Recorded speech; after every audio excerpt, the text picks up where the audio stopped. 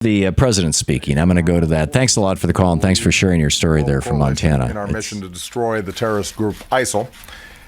As I outlined in my speech to the nation last weekend, our strategy is moving forward with a great sense of urgency on 4 fronts.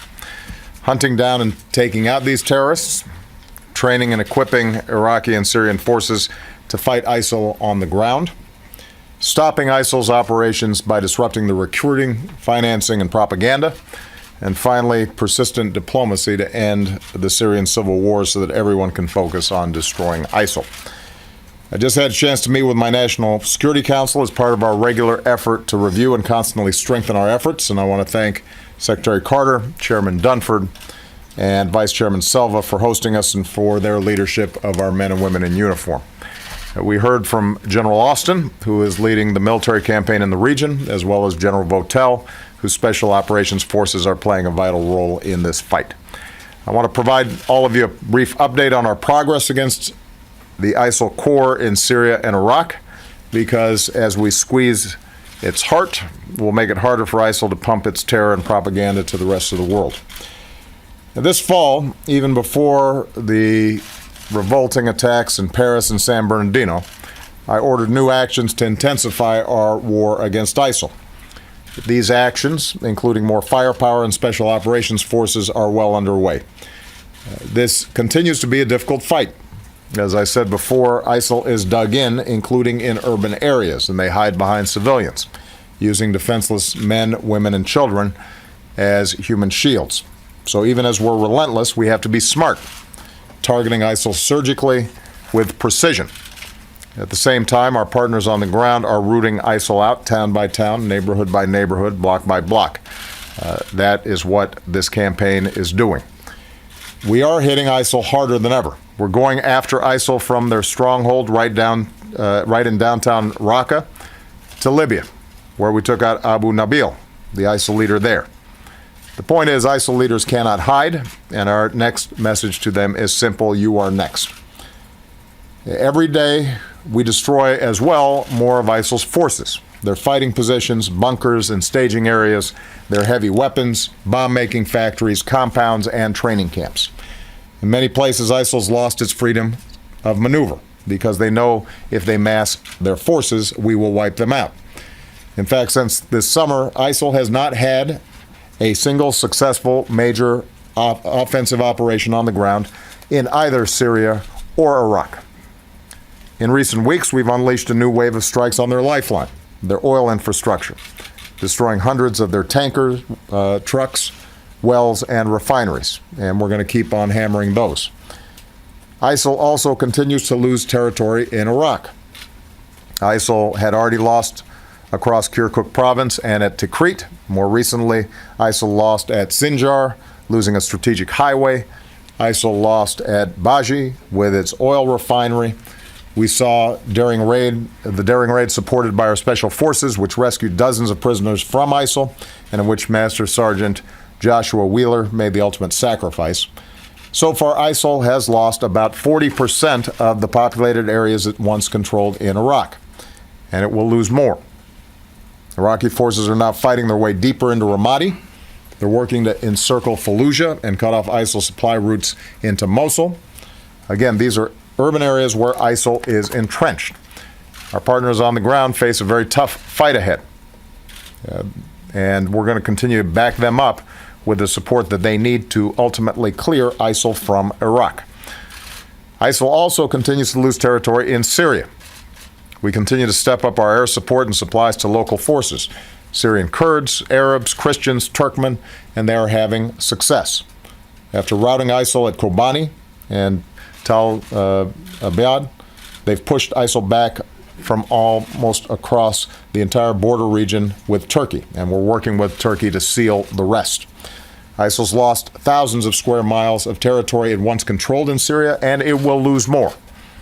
The special forces that I ordered to Syria begun supporting local forces they push south, cut off supply lines, and tighten the squeeze on Raqqa.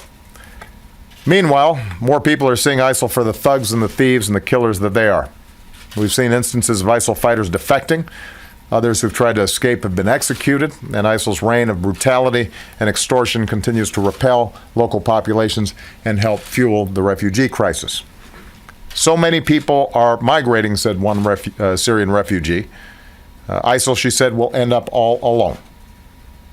All this said, we recognize that progress needs to keep coming faster. No one knows that more than the countless Syrians and Iraqis living every day under ISIL's terror, as well as the families in San Bernardino and Paris and elsewhere who are grieving the loss of their loved ones. Just as the United States is doing more in this fight, just as our allies, France, Germany, and the United Kingdom, Australia, and Italy are doing more, so must others. And that's why I've asked Secretary Carter to go to the Middle East. He'll depart right after this press briefing to work with our coalition partners on securing more military contributions to this fight. On the diplomatic front, Secretary Kerry will be in Russia tomorrow as we continue to work as part of the Vienna process to end the Syrian civil war. Meanwhile, here at home, the Department of Homeland Security is updating its alert system to help the American people stay vigilant and safe. And as always, our extraordinary men and women in uniform continue to put their lives on the line in this campaign and around the world to keep the rest of us safe. This holiday season, many of our troops are once again far from their families. And as your Commander-in-Chief, on behalf of the American people, we want to say thank you. We are grateful and we are proud for everything that you do.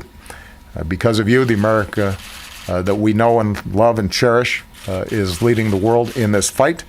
Because of you, I am confident that we are going to prevail. Thank you very much, everybody. And welcome back. That was the president. That was a very brief summary, and I think he's, in part what he's doing is he's kind of reassuring the American people. Yeah, we're on this. We're doing this. Here's what we're accomplishing. Trying to put a stop to the nattering naynobs of negativism to invoke Spiro Agnew's memory. May he rest in something. And he's saying, here's what we're doing. We're accomplishing things. I was talking earlier about the Japanese and German death cults and how those cults were destroyed when the people of the countries, first of all, when their nations were defeated militarily, and then the people of the countries were so devastated that looking back, they realized that they had been basically like in a hypnotic trance with this death cult, Nazism and Tojoism, or Hirohitoism, or whatever the Japanese would call it. And they woke up. And having lived in Germany for a year back in the 80s, I can tell you it's truly astonishing the number of people who I know personally and got to know while we were there who were alive during the Hitler time and woke up afterwards and are just like in shock that they even went along with it. They even thought it was possible.